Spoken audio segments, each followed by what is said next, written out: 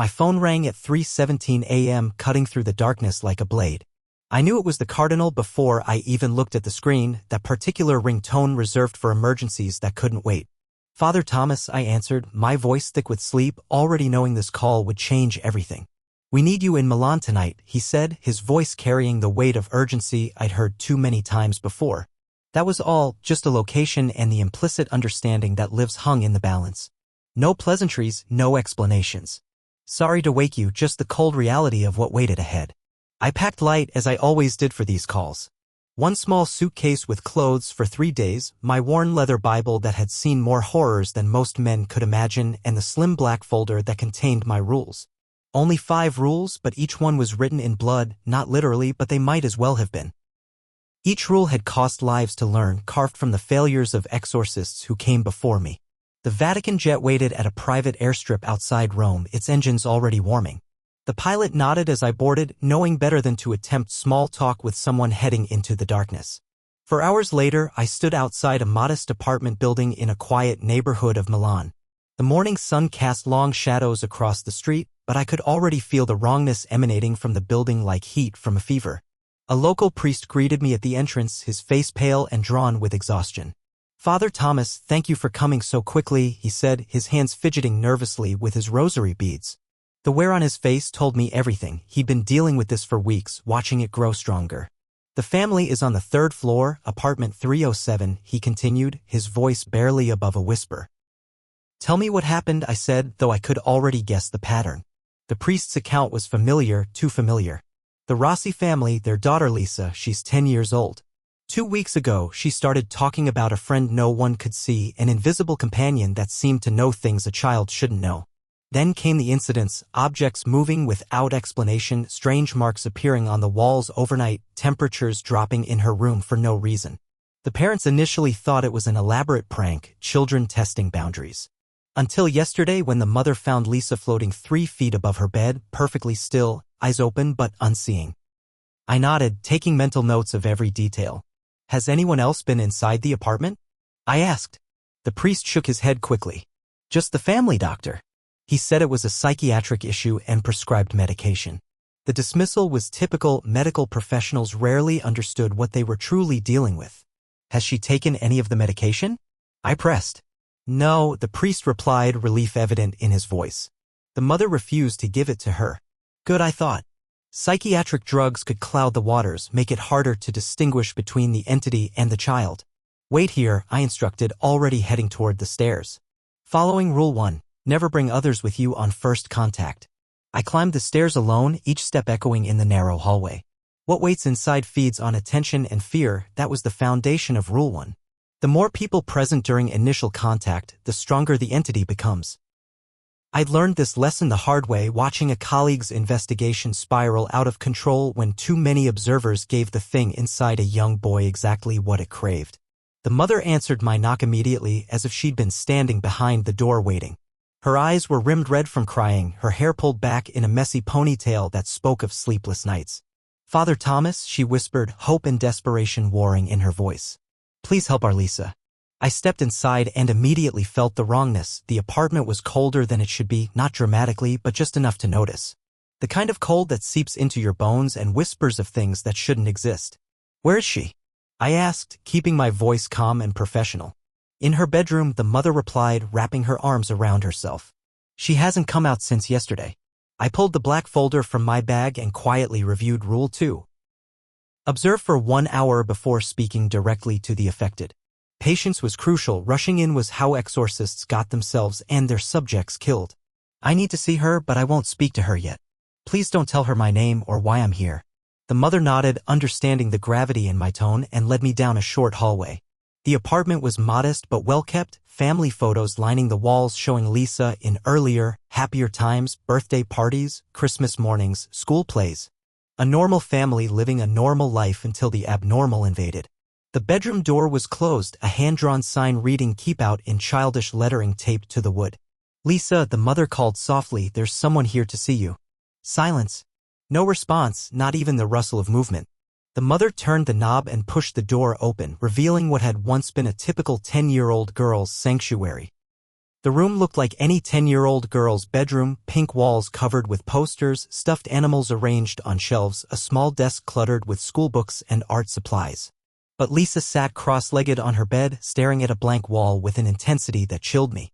She wore pajamas decorated with cartoon characters I didn't recognize, but what struck me wasn't her appearance, it was her stillness. Children fidget constantly, shift positions, scratch itches, blink too much or too little. Lisa was perfectly motionless, like a statue carved from flesh. "Lisa, this is a friend," her mother said, her voice catching. The girl didn't respond, didn't even acknowledge we were there. "I'll leave you two alone," the mother whispered to me, but I stopped her immediately. "No," I said firmly, remembering Rule 3, never remain alone with the affected in an enclosed space. The mother looked confused but stayed, positioning herself by the door. I pulled a chair from the desk and sat down, keeping a careful distance from the bed. For the next 53 minutes, I observed without speaking, following Rule 2 religiously. Nothing happened. Lisa continued staring at the wall, her mother stood by the door occasionally wiping tears, and I waited. Patience was the first weapon in an exorcist's arsenal, though often the hardest to wield when facing a child in distress.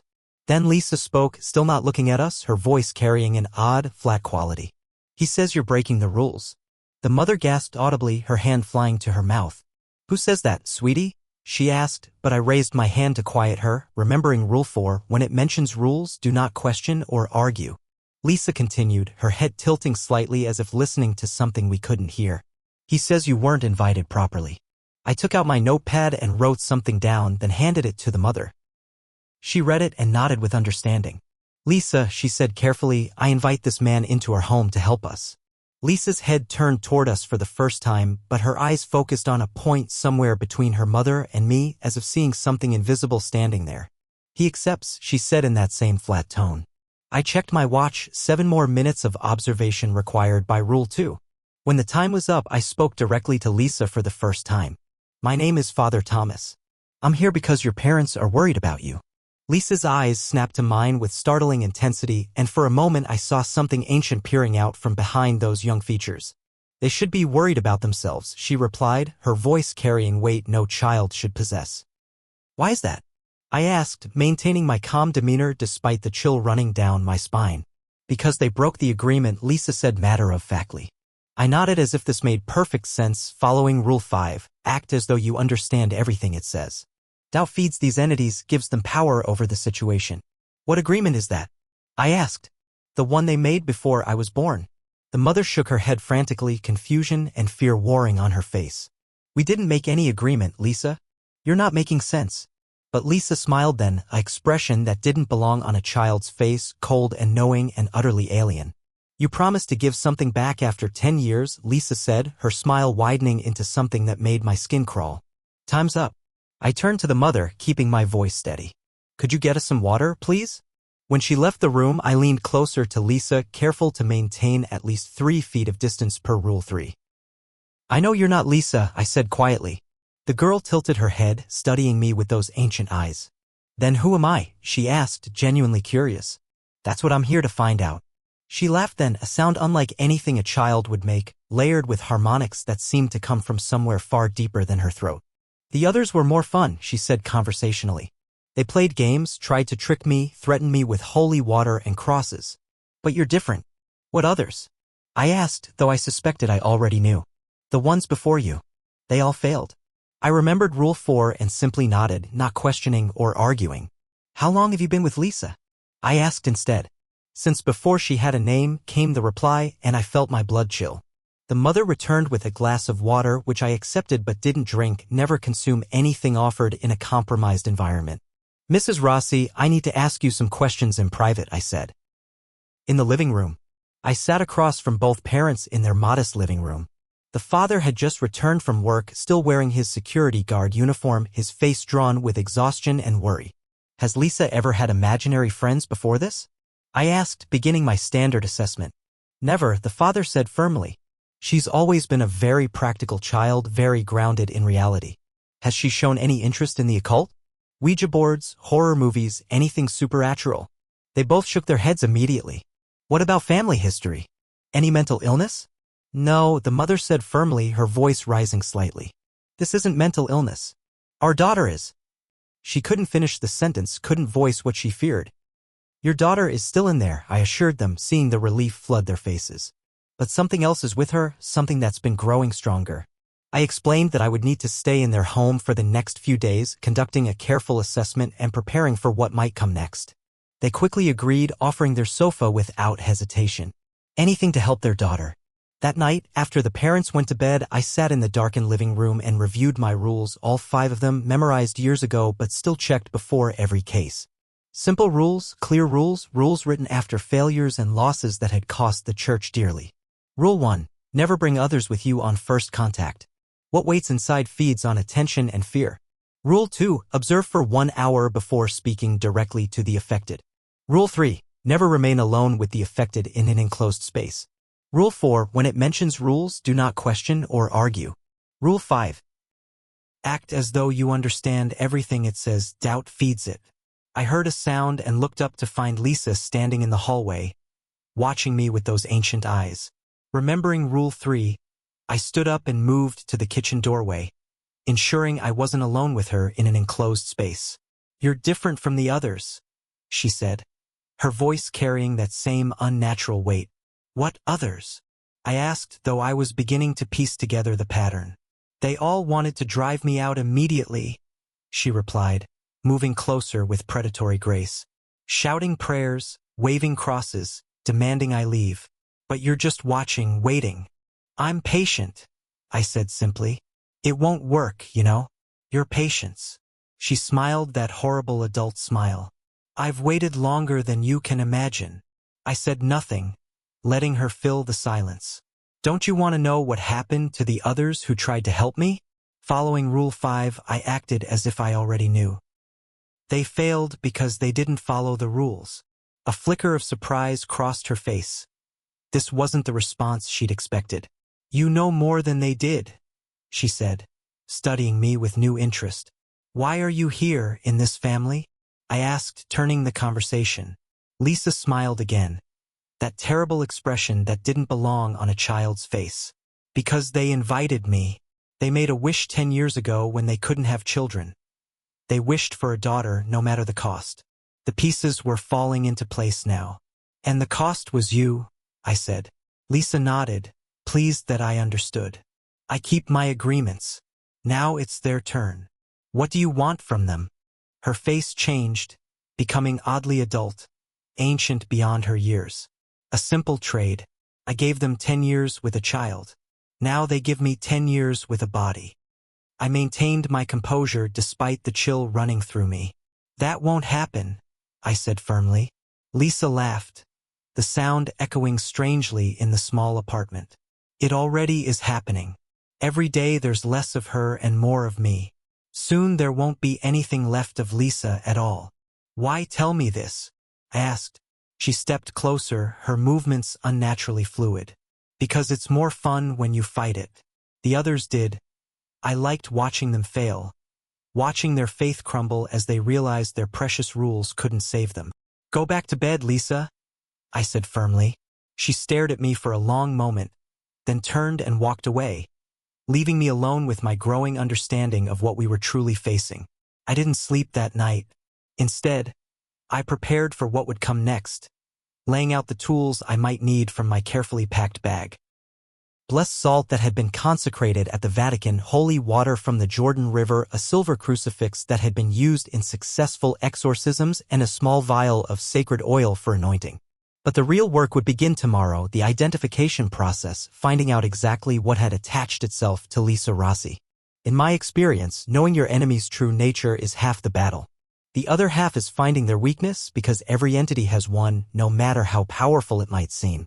As dawn broke, I made coffee in the Rossi's kitchen, the normalcy of the act a stark contrast to the supernatural crisis unfolding in their home.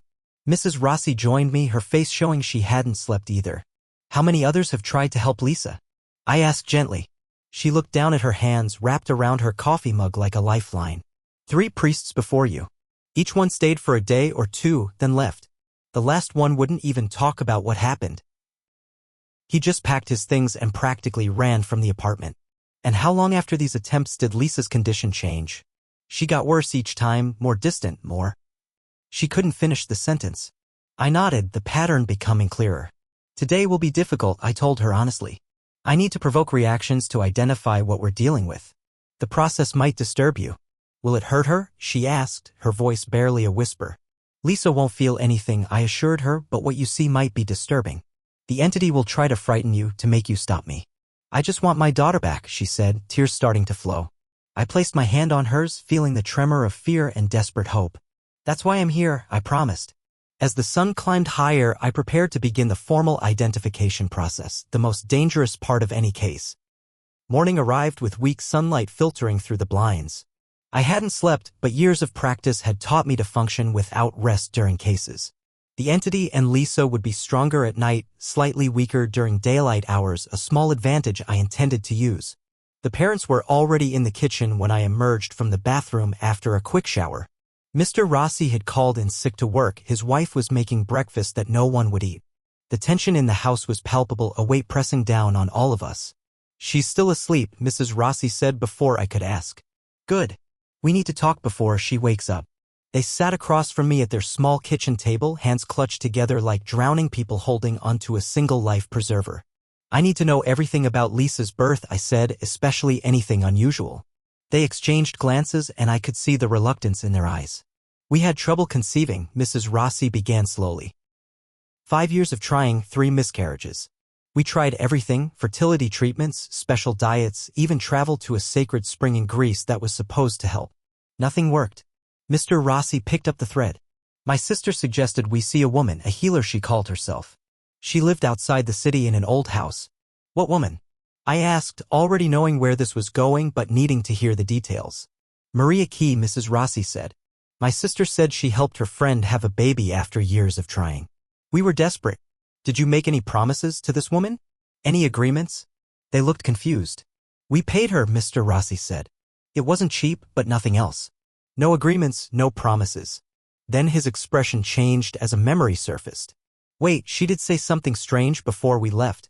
What was it exactly as you remember? She said the child belongs to both worlds for 10 years, then a choice must be made. We thought it was just mystical nonsense. 3 months later, I was pregnant with Lisa. I nodded, making notes. More pieces falling into place. What is this woman's name again? Maria Key, Mr. Rossi said. But she moved away years ago. We went back to thank her after Lisa was born, but the house was empty. I made a note to have Vatican researchers look into this Maria Key. Tell me about the pregnancy. Perfect, Mrs. Rossi said with a sad smile. After all our problems, it was the easiest pregnancy imaginable. No morning sickness, no complications. The birth was just as easy, 4 hours of labor. The nurses said they'd never seen such a calm newborn. Too calm, Mrs. Rossi added quietly. She hardly ever cried. The pediatrician was surprised. More pieces falling into place, the supernatural often left such signatures. One last question, I said. Did Lisa ever speak about having another place she goes to? Another home or family? The parents looked at each other again, that wordless communication of long-married couples. When she was 3, Mr. Rossi said slowly, she went through a phase where she talked about her other house. We thought it was just imaginative play. What did she say about this other house? That it was big and dark and full of friends. That sometimes she went there while she was sleeping. I felt a chill run down my spine. We dismissed it as childhood imagination, Mrs. Rossi added. A crash from down the hall interrupted our conversation. We rushed to Lisa's room to find her standing on her bed, arms raised, the bookshelf tipped over. He's lying to you, Lisa said to her parents without looking at me, her voice carrying that unnatural weight. He can't help me. No one can. I stepped forward, careful to keep the parents in the room with me, following Rule 3. Good morning, Lisa, I said calmly, or should I call you by your real name? Her eyes fixed on me with predatory intensity. You don't know my name. Not yet, I admitted, but I will. She jumped down from the bed with inhuman grace. The others thought that too. I had what I needed now, enough information to begin the identification process. This wasn't just a simple possession or haunting. This was something far older, far more dangerous. Something that had been planning this moment for exactly 10 years. The real battle was about to begin.